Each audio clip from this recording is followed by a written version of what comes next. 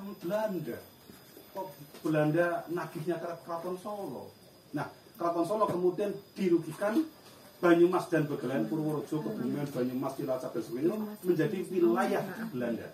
Bukan lagi nginduk ke Keraton Solo, tapi langsung menjadi wilayah Belanda, dan sejak saat itu didirikan Karesidenan. Jadi Banyumas langsung menjadi wilayah Belanda. Semua ketancingan, semua surat keputusan, semua lencana-lencana yang dipakai Pak Kanjeng ini dicopoti di Kawedanan Sokaraja. Dicopoti oleh Depok itu. Kemudian sejak ini kalian bukan lagi abdi dari Keraton Solo, tapi abdi gubernemen. Dan sejak itu mereka menjadi pejabat yang digaji. Hebatnya Belanda itu begitu. Nah, pejabat yang digaji itu pertama kali mereka mendapatkan gaji. Jadi mereka tuh begitu bahagia menjadi bawahan Belanda. Karena sebelumnya mereka hanya dapat bengkok saja. Jadi jangan bayangkan bahwa mereka menolak dijajah, mereka menerima dengan tangan terbuka dan bahagia. Ini menarik karena kemudian begitu Belanda masuk itu menjadi sebuah wilayah yang cepat sekali didata. Ini lahan apa, ini cocoknya tanaman apa, dan dalam masa tanam paksa itu dari Banyumas itu menyumbang penghasilan pendapatan negara Belanda sangat besar, hingga akhirnya Kalioso di Cilacap itu dibikin. Kalioso itu kali yang dibikin gitu ya, untuk mengalirkan hasil tanam paksa dari Banyumas untuk diberangkatkan ke Belanda lewat pelabuhan Cilacap. Jadi menyumbang sangat besar APBN Belanda dari tanam paksa di Banyumas. Dan di Banyumas kemudian menjadi sangat banyak kemajuan yang terjadi, dari mulai ini nanti kalian akan membaca, kalau mau membaca ya, karena tadi yang disampaikan oleh Mas Yuda, kalian itu memang betul yang dikatakan oleh Taufik Ismail, lumpuh menulis, rabun membaca. Jadi kalian itu generasi muda hari ini tuh rajin membaca dan menulis, rajin membaca chat, rajin menulis WA. Caption aja Kompas itu. Kalau kalian membaca di sini, kalian akan tahu kapan sepeda masuk Banyumas. Dan itu ternyata dimulai oleh para pegawai-pegawai pabrik gula Kalibagor. Jadi golongan elit pada waktu itu adalah pabrik gula Kalibagor, baik dari pegawai Belanda ataupun dari pegawai pribumi. Jadi semua kemajuan itu berasal dari sana. Siapa yang pertama pakai sepeda dari sana, siapa yang pakai sepeda motor ya dari sana, siapa yang pakai mobil pertama dari sana. Jadi kalian akan tahu kapan sepeda ada di Banyumas, kapan sepeda motor, kapan mobil, kapan jalan raya, kapan jembatan, kapan rumah sakit, kapan sekolah, kapan pabrik, terus air minum, listrik dan sebagainya. Jadi kita akan menjadi tahu Banyumas tempo dulu itu kalau kita mau membaca Babat Banyumas Wiryatmajan. Karena apa? Karena ternyata ketika Pemkab kemudian membahasakan buku saya menjadi komik, itu ya tetap Babat Banyumas itu selalu dipahami bahwa yang namanya Babat Banyumas itu ya tentang Wirasaba, terbunuhnya Adipati Wirasaba, konflik dengan Torea Reka, hubungan dengan Pajang, dan kemudian Wirasaba mati, akhirnya Jokai Manai. Nah, saya ingin cerita Babat Banyumas itu, tapi juga ada cerita Babat Banyumas yang bernuansa sejarah, bahwa organisasi massa NU itu kapan ada di Banyumas, Muhammadiyah kapan, Ahmadiyah kapan, Budiotomo kapan. Karena dua pendiri Budiotomo itu kan dari Banyumas, Dr. Angka dan Dr. Gumbel. Dr. Angka itu adalah cucunya Patih Banyumas dan cicitnya Bupati Banjarnegara. Jadi pada waktu itu memang pendidikan memang hanya dikhususkan untuk kalangan priai, untuk melanggengkan kekuasaan Belanda. Jadi Belanda itu trauma ketika Diponegoro bangkit, karena kekuatan santri dan kekuatan bangsawan itu bersatu. Nah, sejak saat itu Belanda itu memisahkan bahwa santri tidak boleh masuk kekuasaan dan bangsawan menjauhi dunia santri. Jangan sampai bangsawan itu menjadi santri karena pasti akan terjadi pemberontakan. Jadi bangsawan itu dilingkungi dengan budaya diluhur untuk mengembalikan kejayaan Majapahit tempo dulu. Bahwa bangsawan itu adalah kasta tertinggi, santri adalah kasta terendah. Tidak tidak bangga seorang bangsawan yang kemudian mempelajari menjadi santri, dijauhkan. Dan kemudian pendidikan pun begitu. Pendidikan itu diarahkan bahwa sejak zaman dulu yang namanya raja-raja Jawa, dari mulai zaman Kraton Kartosuro, itu pasti sebelum menjadi raja itu mondok dulu di Kasan Besari di Gebang Tinatar, di Ponorogo. Jadi semua raja-raja itu pasti menjadi santri dulu di Ponorogo. Tapi sejak kasus perang di Ponorogo, bagaimana agar pendidikan bangsawan itu jangan ke pesantren? Diarahkanlah mereka ke pendidikan gaya barat, dan akhirnya seluruh pendidikan modern itu khusus untuk bangsawan. Dan itu nanti untuk menaikkan derajat bahwa memang jalur pemerintahan pribumi lewat bangsawan yang sudah menjalani pembelajaran modern. Termasuk Stovia itu hanya anak-anak bupati, cucu-cucu keturunan bupati, termasuk Dr. Angka dan Dr. Gumbret itu. Nah, ini yang pertama yang membahagiakan, karena kemudian meskipun buku saya tidak diterima oleh Pak Bupati untuk menjadi souvenir. Saya dulu proposalnya begini, Pak, ini kayaknya bagus ini kalau nanti dibikin peti pakai kayu, box kayu, terus menjadikan souvenir tamu, itu kayaknya buku itu pasti dibaca. Tapi kalau Kudi, bacanya gimana? Pakai penerawangan. Tapi kalau ini, kalau tamunya nggak perso baca, yang mungkin stafnya atau mungkin apanya akan terbaca dan Banyumas ke bawah kemana-mana. Tapi kenapa? Untuk di malam seperti ini pakai usus. Dan ini baru di launching. Baru di launching hari Minggu kemarin. Saya mengucapkan selamat juga kepada teman-teman 20 anak SMA yang di trainingan selama 9 kali pertemuan melahirkan buku ini dalam waktu 3 bulan. Itu menurut saya, ya, saya perlu apresiasi, meskipun saya tidak cocoknya karena ini gayanya manga ya. Tapi mungkin menurut Mas Dika nggak datang hari ini ya. Wartawan Kompas bilang, iya Pak, karena jenengan itu feodal. Tapi generasi milenial dan zilenial hari ini lebih menyukai gaya manga itu.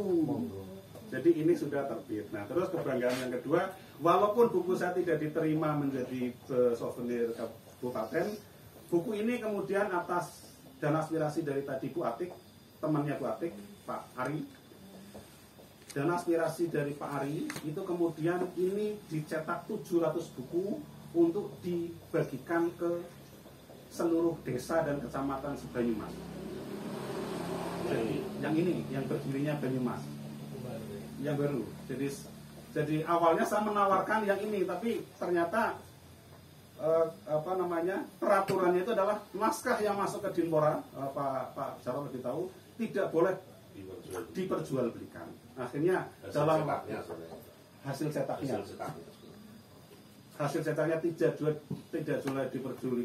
tidak boleh diperjualbelikan, dan akhirnya saya bikin ini dalam waktu 2 hari agar aku tanggalnya hanya raja lah. Ini adalah salinan dari naskah Marta Dirijan, tapi saya kutip-kutip yang bagian berdirinya Banyumas saja. Jadi saya mengucapkan syukur bahwa ini mungkin untuk generasi muda, ini untuk generasi tuanya. Mungkin nanti minta Mas Jarod untuk yang ini pripun caranya, karena tidak ada anggaran untuk membagikan ternyata. Hanya ada anggaran cetak. Ya pripun ini pindah dari Dinpora ke 331 desa ini. Bukan dengan orang beda, Mas. Iya, sama si Indra. Indra harus begitu. Oke, selalu begitu. Jadi nanti ada dana untuk distribusikan ya. Oke. Jadi begitu nggih. Saya hari ini bahagianya karena kalian mau datang ke tempat saya meskipun untuk acara yang sangat-sangat sederhana. Saya hanya ingin mengatakan bahwa kepulangan saya ke Banyumas itu tidak pernah bermimpi untuk menjadi pengurus Babat Banyumas. Saya 15 tahun di Solo itu melahirkan ini. 5 buku tebal seperti bantal yang untuk nembak kucing saja bisa pingsan. Karena 600 halaman sampai 800 halaman itu gara-gara Pramudia. Pramudia dalam arus balik itu, jadi Pramudia itu guru saya, orang yang saya kagumi, sekaligus orang yang saya benci. Tapi sebaik-baik benci kepada buku itu bukan membakar buku, tapi menulis buku tandingan untuk menjawab itu. Arus balik itu begitu jelek menceritakan Demak di mata Pramudia sebagai orang yang kecewa keruntuhan Majapahit karena angin bawah angin timur atas angin itu. Diceritakan di situ bahwa Pramudia mengatakan Demak itu didirikan oleh para Bromo Corak, para gerombolan gitu ya. Akhirnya ini saya tulis untuk menyatakan bahwa Demak didirikan oleh 13 ulama murid Sunan Ampel yang karena pada waktu itu Majapahit peninggalan Brawijaya diserang oleh Girindrawardhana dari Mojokerto, dari pusat Majapahit itu dipindah ke Kediri oleh keturunan Jawa. Jadi yang menguasai Majapahit pada waktu itu sudah bukan terahnya dari Raden Wijaya lagi, Girindrawardhana. Nah, akhirnya ini harus kita rebut. Tapi cara merebutnya itu kita berdiri kekuasaan baru sebagai terah asli dari Raden Wijaya, karena Brawijaya V itu ayahnya dari Raden Patah. Akhirnya Raden Patah sebagai Sunan Demak dipilih menjadi Raja Demak, dari Kadipaten naik menjadi Kesultanan. Nah, begitu Kesultanan ini barulah menyerang Majapahit yang sudah dikudeta oleh Girindrawardhana. Jadi yang di dalam babat Kediri dan sebagainya menyebut bahwa Raden Patah meruntuhkan kerajaan ayahnya sebagai anak yang durhaka, tidak. Justru yang terjadi menyelamatkan karena si Brawijaya itu peninggalannya itu sudah dikudeta oleh Girindrawardhana. Jadi sudah dikudeta orang lain. Yang dihancurkan bukan yang di Mojokerto tapi yang di Kediri. Nah, saya tuliskan ini bahwa 64 tahun Demak berdiri dengan posisi ulama itu ada di atas Umaro, itu bisa mengislamkan Jawa yang sudah 500-an tahun Hindu-Buddha, dari mulai Mataram kuno yang peninggalannya Prambanan dan Borobudur itu, kemudian Pusendok pindah ke Kediri yang di Jawa Timur itu, selalu gantian Hindu-Buddha, Hindu-Buddha, Hindu-Buddha. Tapi dalam 64 tahun itu, kemudian ketika Umaro di bawah ulama, itu bisa mengislamkan Jawa, sampai hari ini menjadi mayoritas Islam di Jawa. Nah, begitu pindah dari Demak ke Pajang, ketika kembali ke sistem Umaro, pemimpin presiden di bawah di atas ulama, sejak itulah keruntuhan mulai ada, dan kemudian kejayaan pesisir utara itu hilang, sampai kemudian Demak pindah ke Pajang, Pajang pindah ke Mataram. Mataram itu kan di pedalaman pesisir selatan. Padahal semua ilmu, semua perdagangan itu kan di pesisir utara. Hubungan dengan Eropa dan sebagainya itu, pesisir utara itu menguasai jalur untuk kemajuan. Jadi masuk ke pedalaman itu adalah mengalami kemunduran. Sampai Pramudia bilang bahwa Senopati itu kan hanya mimpi menikahi Roro Kidul. Dia itu cuma mengatakan, silahkan Belanda, Portugis, Spanyol itu menguasai pesisir utara.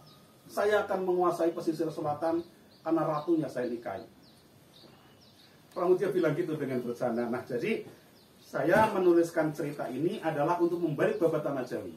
Babat Tanah Jawi itu mengatakan Joko Tingkir protagonisnya, antagonisnya Penangsang. Nah, saya mendapatkan data dari keluarga Penangsang, yang Penangsang itu kemudian tidak mati di Jawa, tapi matinya di Palembang. Yang dibunuh oleh Sutowijoyo bukan Penangsang, tapi Abdul Wafa, orang yang dimiripkan menjadi Penangsang. Dan itu strategi Sunan Kudus agar selamat semuanya, agar perebutan takhta itu tidak melahirkan keluarnya darah dari terah Raden Patah.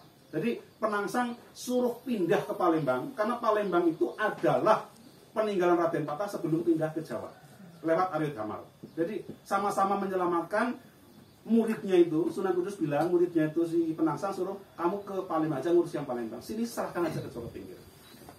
Nah, itu terjadi ketika nanti buku yang kelima. Jadi buku yang kelima itu jaraknya 3 tahun itu, karena saya ngopain ini tuh 17 tahun. Menulis ini tuh 17 tahun, karena saya ini meskipun novel tapi dasarnya ada. Itu kenapa Joko Tingkir itu saya tidak ditemukan makamnya di Tingkir? Padahal dia disebut pemuda dari Tingkir. Joko Tingkir itu disebut Mas Karebet karena ada pementasan wayang krebet di Pengging, karena dia anaknya Sunan Pengging. Kenapa makanya tidak di Pengging? Dia menjadi menantunya Trenggono dan kemudian menjadi Sultan Demak. Kenapa makamnya tidak di Demak? Dia menjadi Sultan Pajang, tapi kenapa makamnya tidak di Pajang? Makamnya itu justru saya temukan itu di Sragen, di Butuh. Karena ternyata dia dimakamkan bersama ayah ibunya yang bernama Ki Ageng Butuh. Saya kemudian mendapatkan bacaan yang diterbitkan oleh Balai Pustaka tahun 1925 yang mengatakan bahwa yang dibunuh oleh Sunan Kudus itu bukan Sunan Pengging. Ki Ageng Pengging itu diperintah untuk dibunuh oleh Trenggono. Nah, tapi karena politiknya Sunan Kudus itu begitu cantik, diplomasi dengan Sunan Pengging, kamu diperintahkan untuk saya bunuh karena mengajarkan ajaran Siti Jenar. Tapi saya tidak ingin membunuh kamu. Saya ingin membunuh ajaran Siti Jenar. Jadi tolong kamu pindah dari Pengging, Padepokan Pengging, pesantren Pengging itu dimatikan. Pesantren Pengging dimatikan, padepokannya. Nama Pengging dimatikan. Ki Ageng Butuh kemudian ganti Ki Ageng Pengging kemudian ganti nama menjadi Ki Ageng Butuh. Karena dia bilang, saya menerima diplomasi itu, tapi saya butuh anak saya, si Joko Tingkir itu, jadi Raja Jawa. Pengging itu butuh. Ya, jadi Pengging itu kemudian dibunuh namanya, dibunuh aja, itu orangnya pindah ke Butuh. Pengging itu pindah ke Butuh. Jadi selama ini kita tahunya bahwa Joko Tingkir muridnya Kalijogo, Penangsang muridnya Sunan Kudus, dan antar ulama itu berseteru lewat murid-muridnya. Tidak terjadi. Tapi dengan kebesaran hati Sunan Kudus, namanya terhitamkan dalam sejarah selama 500 tahun, tapi dia menyelamatkan politik di Jawa bahwa Joko Tingkir hidup, Penangsang hidup, Demak hidup, Pajang hidup. Jadi Ki Ageng Butuh itu adalah Ki Ageng Pengging yang sudah dibunuh namanya. Tidak lagi pakai Ki Ageng Pengging, tapi Ki Ageng Butuh. Dan Sunan Kudus menepati janji, anakmu saya jadikan raja. Jadi yang menjadikan yang menjadikan Joko Tingkir menjadi sultan itu adalah Sunan Kudus, karena dia waliul amri. Nah, ini saya tulis itu. Jadi saya itu pada waktu di Solo itu sudah saya tuh berhitung begini. Saya pulang ke sini umurnya 40 tahun, pulang ke Banyumas. Kalau saja saya bisa melewati usia Rasulullah yang 63, katakanlah 65, saya ingin bikin satu novel 1 tahun. Yang itu sudah saya draft itu 25 judul. 25 judul itu, kalau ini kan tentang Demak nih. Ini tentang Demak. Nah, saya itu akan menuliskan kisah yang, kalau ini saya berangkat dari Pramudia, saya akan menuliskan kisah seperti yang ditulis oleh S. Hamingtarja, itu dari mulai Pajang sampai Mataram, sampai ke Palihan Nagari, sampai ke Diponegoro. Jadi saya sudah merancang draft 25 novel yang akan saya tulis 1 tahun 1 kali, dari mulai Demak sampai ke Diponegoro, sampai ke Perang Diponegoro. Kenapa? Karena Perang Diponegoro itulah awal hilangnya kekuasaan Jawa di Pulau Jawa, karena sudah menjadi milik Belanda. Nah, tapi ketika tiba-tiba saya pulang, saya sudah membaca babat Tanah Jawi, babat Demak, babat Pajang, babat Mataram, babat Solo, babat Blora, babat Majapahit dan sebagainya. Saya cari ke sini, ini di mana ya babat Banyumas ya? Saya cari ke Arkusda tidak ada, saya cari ke kampus tidak ada. Akhirnya rumus penulis itu kan begitu. Kalau kamu ingin membaca buku dan kamu tidak menemukan buku itu, kamulah yang harus menulis. Akhirnya saya cari, 4 tahun saya mencari di mana itu naskah babat Banyumas. 4 tahun itu kemudian baru saya dapatkan 1 naskah pertama. Di Luri. Di Luri. Luri itu sebuah rumah makan. Pada waktu itu saya kan punya balai pustaka dan punya balai cahaya. Balai pustaka itu adalah ngurusi agama, balai pustaka ngurusi budaya, balai saya ngurus agama. Saya bikin pelatihan guru ngaji di sana. Ketika saya masuk, itu di lemari itu dipajang Babad Banyumas Wiryatmajan. Kopian, tanpa cover, tanpa tulisan. Cuma saya buka, loh, Babad Banyumas. Saya menunggu 4 tahun itu. Ternyata saya bisa di situ mendapat itu. Akhirnya saya pinjam untuk saya kopi. Setelah di rumah saya baca, tapi ini kok cerita tentang Wirasaba sedikit sekali ya. Malah cerita tentang sejarah Banyumas periode Belanda. Akhirnya saya mencari lagi. Akhirnya setelah 5 tahun, 4 tahun pertama saya dapat buku satu itu. Tahun kelima saya baru bisa bertemu dengan kolektor Babad Banyumas, Dr. Sudarmaji yang masih keturunan Negara, dan juga Pak Wahyudi Yuda Dibrata, cicitnya Martadiraja, cicitnya pendiri PRI. Akhirnya saya mendapatkan 20 naskah Babad Banyumas. Setelah mencari, akhirnya saya bilang kepada diri sendiri, ini berarti kalau tidak mencari ya nggak menemukan. Wong saya yang mencari aja 4 tahun baru dapat. Nah, karena saya tidak ingin ada orang yang mencari tapi tidak menemukan, saya kemudian menerjemahkan. Jadi kalau yang ini adalah yang ditulis 1816-an. Terus ini kemudian oleh Belanda disalin asisten residen Magetan, Jack Nebel, yang juga menyalin naskah Babad Basir ini disalin April 1904. Dari serat Babad Banyumas kemudian disalin menjadi tedakan, maksudnya salinan. Tapi karena ini disimpan di Batavia oleh Belanda, kemudian naskah inilah yang kemudian lebih dikenal oleh umum daripada naskah aslinya, naskah salinannya. Nah, akhirnya setelah saya mengatakan bahwa kalau tidak ada buku yang saya temukan, berarti saya harus menerjemahkan. Akhirnya lahirlah tahun 2020 itu, kemudian 1 tahun itu saya menerjemahkan 4 bulan pertama untuk yang Martadiraja, 4 bulan kedua untuk yang Wiryatmajan, dan 4 bulan yang berikutnya adalah untuk belusukan tadi, yang belusukan Babad Banyumas yang melahirkan 5 buku. Jadi tahun 2021 saya meluncurkan 451 itu kerja 1 tahun. Kerja 1 tahun itu sudah dimulai pencarian 5 tahun. Jadi saya harus merasa bersyukur kepada istri saya, karena saya itu kan penulis yang harus menghidupi keluarga. Jadi betul yang disampaikan oleh David itu. Saya itu nulis penangsang itu, kalau saya mau menulis ini 1 bulan, ini saya tulis 1 bulan, saya itu harus menabung 3 bulan agar saya bisa hidup 2 bulan tanpa bekerja. Paham enggak? Jadi saya harus mencari uang dalam waktu 3 bulan itu untuk bisa hidup 5 bulan, karena 2 bulan itu untuk nulis. Dan saya itu total, kalau lagi nulis ya nggak pengen kerja, kalau lagi kerja ya saya harus cari uang untuk bisa nulis. Dan alhamdulillah buku ini sampai hari ini habis, cuma belum saya cetak ulang. Ini dicetak oleh 3 serangkai, dan buku yang pertama ternyata menjadi sangat mahal. Ini sekarang bacakannya sudah dijual 250 bacakannya. Akhirnya setelah saya berpikir, ini Babad Banyumas diopeni oleh seorang pengkaji, oleh seorang ilmuwan, oleh seorang akademisi. Kalian googling itu pasti akan ketemu dengan Profesor Dr. Sugeng Priadi Embung. Beliau itu mengkaji naskah itu sejak tahun 88 ketika masih menjadi mahasiswa dan menjadi skripsi. Selama 88 sampai ke 2010 ketika menjadi guru besar, beliau konsen di situ. Jadi yang membuat versi-versi adalah beliau. Karena di Payuda tadi.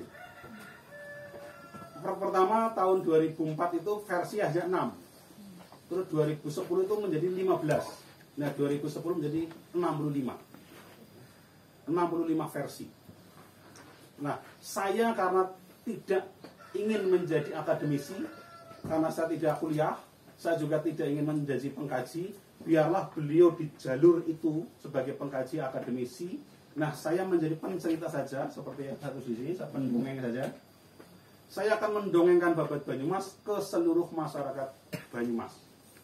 Akhirnya saya membuat serial Babad Banyumas, ini adalah dongengnya. Jadi kalau ada orang tua yang alasannya tidak bisa mendongengkan Babad Banyumas karena tidak tahu ceritanya, tidak ada alasan lagi, karena saya sudah bikin buku dongengnya. Untuk anak-anak. Untuk anak-anak. Nah, terus kalau memang pendongeng butuh wayangnya, saya bikin 30 karakter tokoh wayangnya. Salah satunya adalah yang saya pajang itu. Jadi saya bikin wayangnya juga untuk anak-anak kecil. Terus PAUD sudah, kita naik ke SD. Ini SD kelas 1, 2, 3. Saya ingin mengenalkan Katuhu, Kaiman, dan Baribin seperti tadi yang di dalam cerita lagu itu. Saya ingin mengajarkan karakter-karakter anak Banyumas adalah karakter-karakter yang ditiru dari leluhurnya, bukan dari tokoh-tokoh kartun di TV, tapi dari leluhurnya yang ternyata punya sifat-sifat luhur yang bisa untuk menjadi role model. Karakter manusia Banyumas mestinya seperti Katuhu, yang dia itu berani mandiri sejak muda, menentukan cita-cita sejak dini, memperjuangkan cita-cita dan meraihnya dengan penuh keseriusan. Atau seperti Kaiman. Kaiman itu berani mengambil keputusan yang sulit dengan tepat dan berani mengambil resiko dari seluruh keputusan yang diambil dalam waktu yang cepat. Jadi karakter-karakter luhur itu yang sejak kecil ingin saya ajarkan di Babat Banyumas versi serial. Nah, ini kemudian untuk anak SD kelas 4, 5, 6 ceritanya sama tentang 3 tokoh itu, tentang peristiwa itu, dari mulai ini Wirasaba awal mula Banyumas, kemudian ini keris Gajah Hendra yang sekarang menjadi keris yang diarak setiap hari jadi, yang kemarin dijamas. Terus ini Kaiman sebagai pendiri, dan kota pertama Banyumas itu bukan di Banyumas kecamatan sekarang, tapi di Tembagan yang berada di Kalisube. Prosesnya itu menarik sekali, dan ini untuk SMP, jadi ceritanya sama, cuma saya bikin kalau anak kecil itu ya tingkatnya cuma tahu ini begini-begini, SD begini. Nah, SMP itu sudah ada kesejarahannya, sudah ada angka-angka tahunnya. Kalau yang SD itu yang penting tahun ceritanya, tahu hikmahnya, tahu alur dan tahu pelajaran apa yang diambil. Nah, sementara untuk yang SMA ini adalah dongeng-dongengnya yang Wirasaba dan sebagainya. Ini adalah yang sejarahnya, yang tentang tadi tentang kedatangan Belanda di Banyumas. Itu menarik. Nah, berikutnya untuk mahasiswa saya membayangkan ini bahwa SMA itu ini terjemah dari Martadirijan dan Wiratmajan. Nah, berikutnya untuk orang tua itu saya ingin mengembalikan ingatan, karena ketika tahun 2021 kemarin saya menjadi pembicara Hari Jadi Banyumas, itu ditampilkan mocopatan. Tapi mocopatannya itu tentang Kidung Jangkep itu. Akhirnya saya pikir kalau Hari Jadi Banyumas kidungannya Kidung Jangkep itu kan ya tidak pas. Mestinya yang dimocopatkan adalah mocopatan Babat Banyumas, karena wong hari jadi kok gitu loh. Tapi usul ini belum bisa dipenuhi oleh Dinpora Blitar. Nah, untuk mementaskan Babat Banyumas, jadi Babat Banyumas pada waktu zaman saya kecil itu bukan dibaca bukunya, karena bukunya itu hanya disimpan oleh kalangan priayi. Jadi zaman tahun 30-an, 40-an sampai dengan mungkin 70-an, Babat Banyumas itu masih di lingkaran para priayi itu. Bagaimana naskah Babat Banyumas bisa keluar dari kaum bangsawan? Karena ada orang-orang yang bekerja di situ kemudian menghafalkan, dan dihafalkan itu kemudian diajarkan ke tetangga-tetangganya. Mocopatan itu menjadi cara mereka mengenal Babat Banyumas dengan ingatan. Jadi orang-orang zaman dulu jangan dianggap lebih bodoh daripada hari ini. Mereka kekuatannya itu diingatkan. Kan zaman dulu nggak mungkin mereka tuh buka kitab terus kemudian difotokopi, belum ada zaman fotokopi, atau disalin. Jadi dengan ingatan yang kemudian disebarkan. Itu yang intelektual yang pertama. Nah, sampainya ke masyarakat bawah adalah dengan dipentaskan dengan ketoprak. Jadi ketoprak itu berjasa betul menyelamatkan Babat Banyumas sampai generasi saya di tahun 80-an. Kapan Babat Banyumas hilang? Ketika ketoprak hilang. Ketoprak hilang adalah ketika TV masuk ke rumah tangga, masuk ke ruang tamu, dan sejak saat itu kiblat penonton itu adalah melihat TV. Termasuk melihat ketoprak versi Jogja yang TVRI Jogja dan TVRI Semarang. Padahal TVRI Jogja dan TVRI memang tidak pernah mementaskan Babat Banyumas. Sejak itulah Babat Banyumas hilang sampai kemudian hari ini karena ketoprak sudah tidak ada lagi.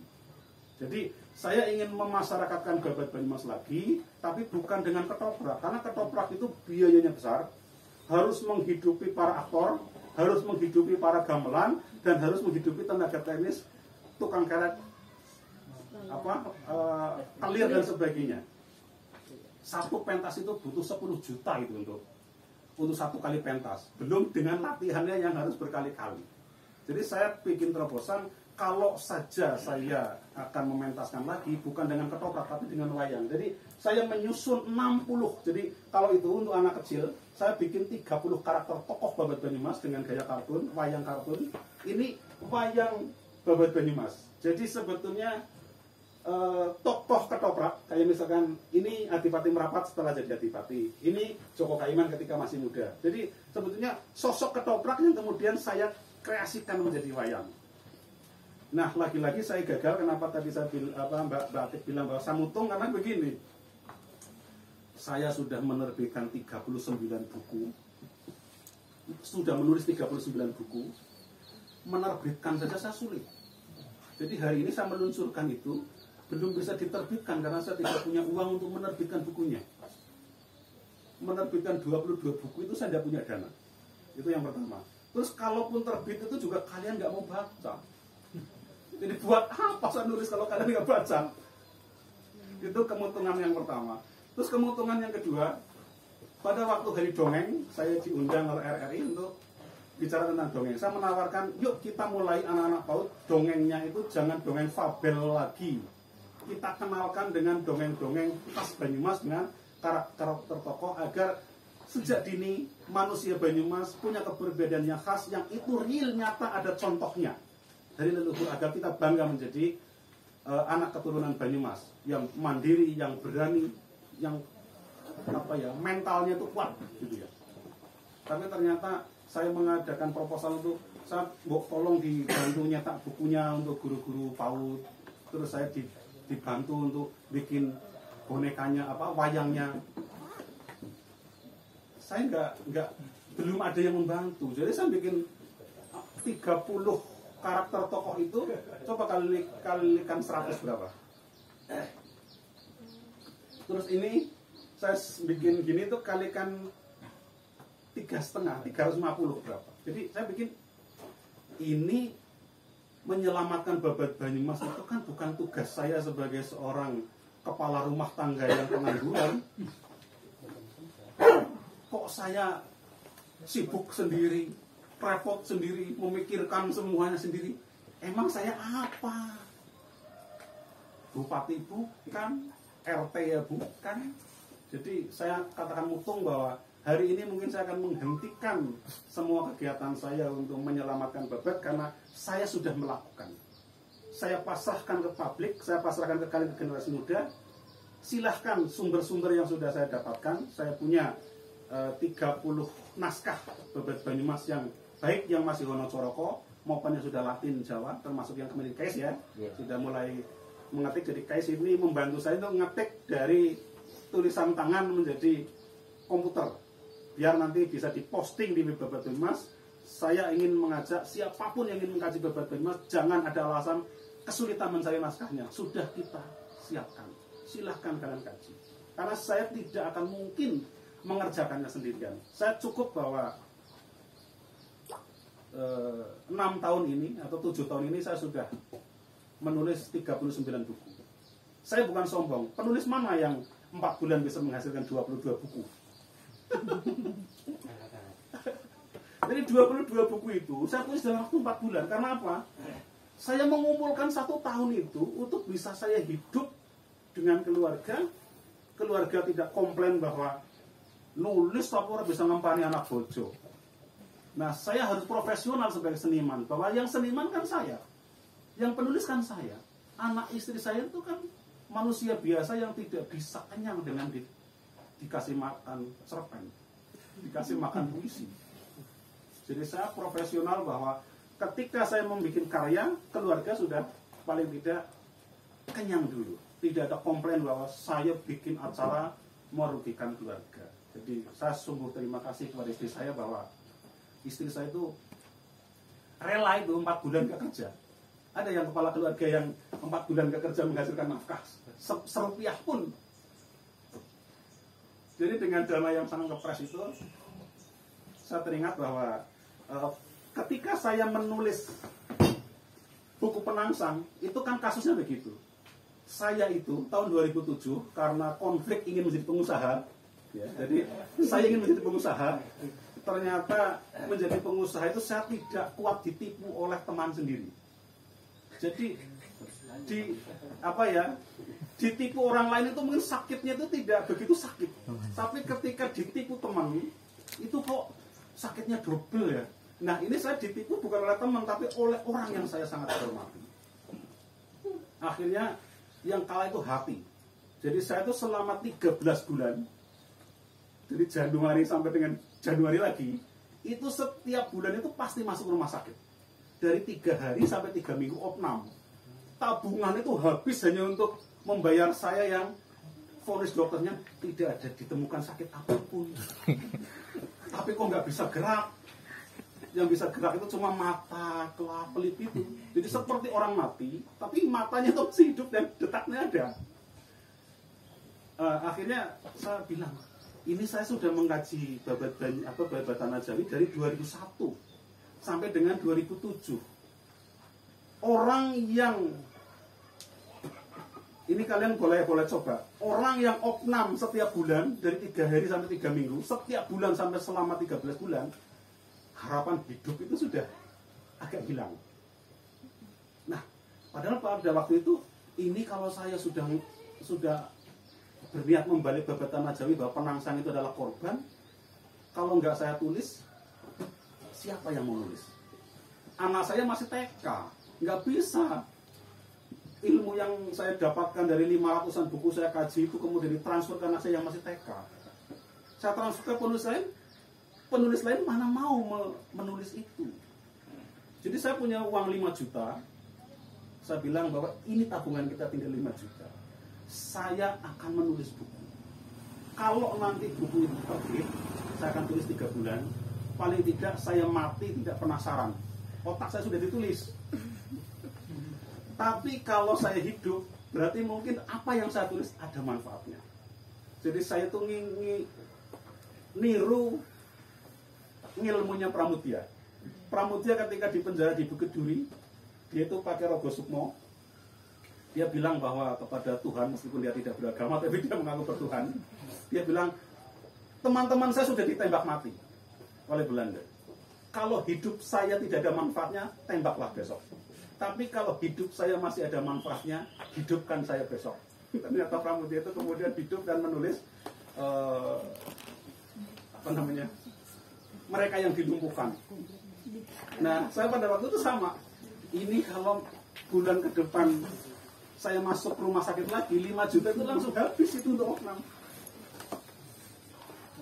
Jadi saya bilang ke Allah, ya kalau apa yang saya pikirkan itu ada manfaatnya, ya hidupkan saya. Tapi kalau nggak ada manfaatnya, ya sudahlah, matikan saja. Itu tuh ternyata begini, 13 bulan opnam, 3 bulan saya nulis ini dari subuh sampai maghrib, itu tidak pernah opnam lagi. Dan sejak saat itulah saya percaya bahwa ternyata menulis itu menyehatkan. Itu tahun 2007. Jadi sampai hari ini tuh saya merasa bahwa saya ditolong itu oleh menulis. Jadi kenapa saya menjadi penulis? Karena dari menulis saya bisa hidup lagi. Jawabannya sudah ada ya. Bisa menghidupkan.